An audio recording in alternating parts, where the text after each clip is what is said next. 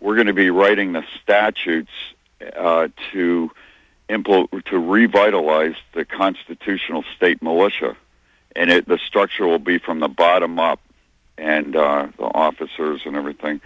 But that's what the committees of safety are focusing on, those two ancient powers that need to be reclaimed by we the people. Absolutely. Let's get Mr. Williams' comment on that. Wow, that's some really great work that you're doing there. I mean, that is what we're supposed to be doing. You know, that's really why I put the uniform on in the very beginning, was because I believed not in symbols, not in authorities, but in a document called the United States Constitution and the Civil Rights, the first 10 amendments. And if we don't exercise these powers, if we don't make them real in our daily lives, they die. They stay. Well, then that's what's been happening. And so, what you're doing, sir, is fantastic. I mean, that is what's going to turn the tide.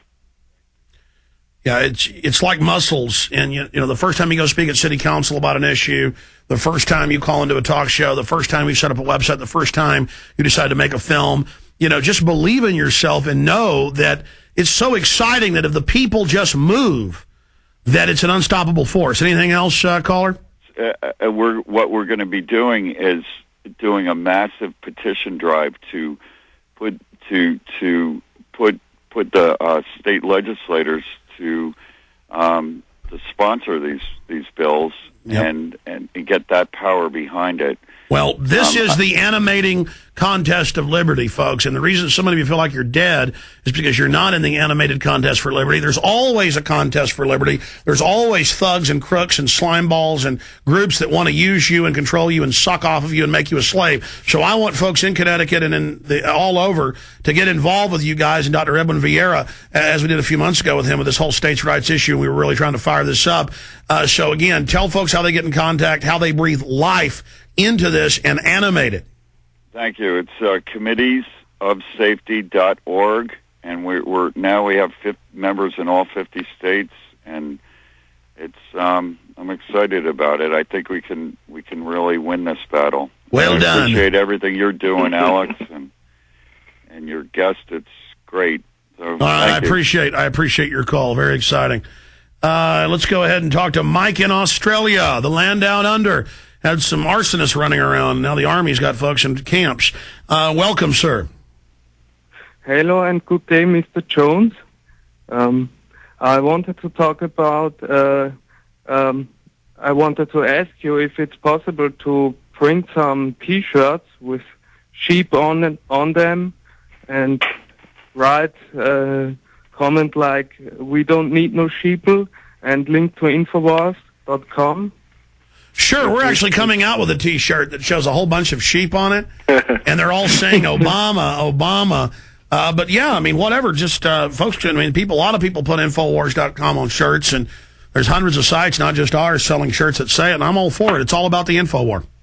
Okay, so it's a good idea to spread this word.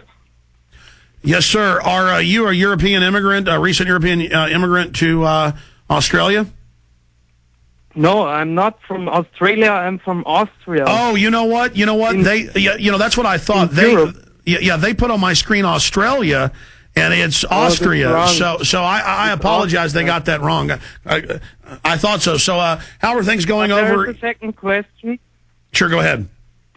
I wanted to ask you, because of the New World Order, it really is a New World Order, a worldwide shield, if you can say so.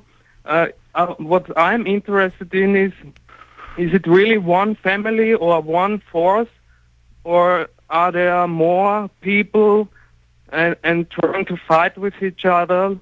Like, is it a game that's already over? Or well, let me ask you a question. Have you ever seen the movie The Godfather? Yes, I think so. Now, Godfather 1 with Marlon Brando. I think I've seen it, but I can't remember. Okay, well, that's a composite of real things that happened.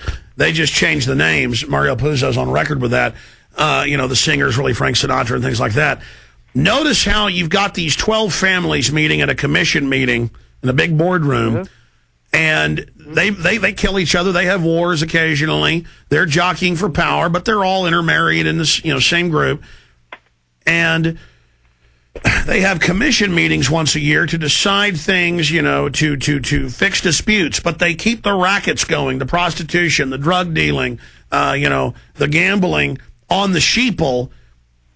So they have their fights, but overall they have their rackets and their systems and their scams. And that's what Bilderberg, Trilateral Commission, CFR is.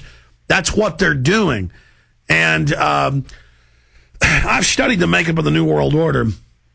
You have a bunch of British and German royal family elites that are, control the Dutch royal family as well.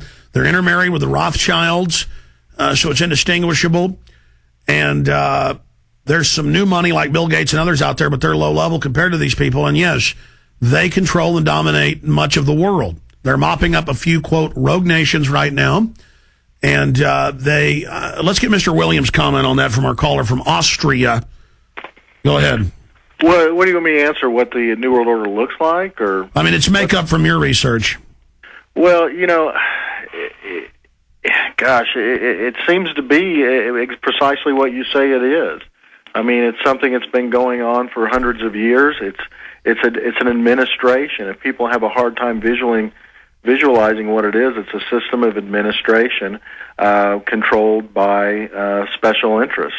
And those special interests happen to be the moneyed elite that have political control and military control and economic controls and kind of force their will upon us. Yeah, that's the nature of power in history. This is a very sinister elite.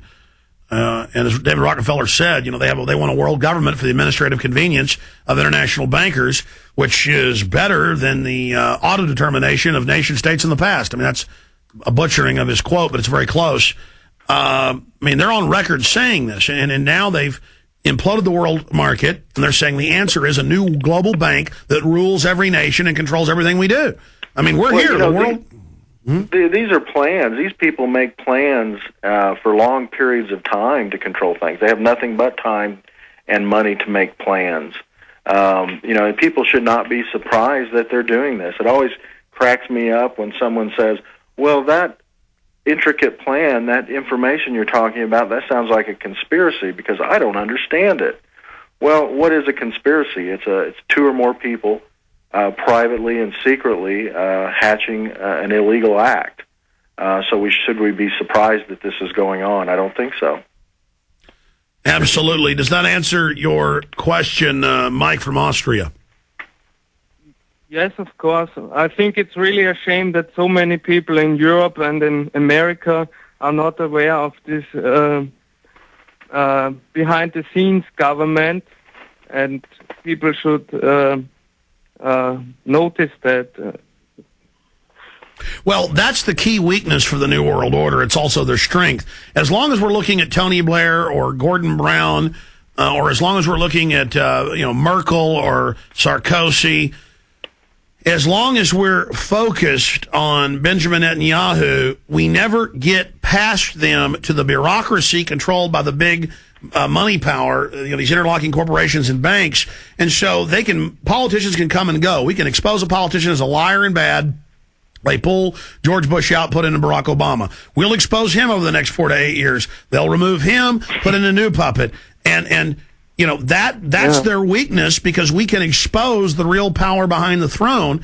And this parlor trick of them saying we don't exist when they're out in the open isn't going to work anymore. Mr. Williams? Well, I think that's exactly right. I mean, that trick is breaking down. It's working on some. The people that it works on are people who don't really read a lot, people that don't go to the internet for their news, look at alternative sources, or not even alternative, but just world sources like The Guardian or Haaretz, or even Al Jazeera English can be a good source. Russia Today. You got to go out and you got to look at some different sources, pull the information together, compare them, and say, what's really happening here? And then compare it to what your television. And then as you study news over the years, you get a larger global model and have more data, and then you can understand what they're doing, understand their agenda. Yeah, if you want to figure that out, just go rent the movie 3 Days of a Condor with Robert Redford. He's an analyst for the CIA. That's what he does for a living. You know what, Mr. Williams? Let's do some more. Let's take some more calls. Stay with us. Right now, the world is a scary place. It's only a matter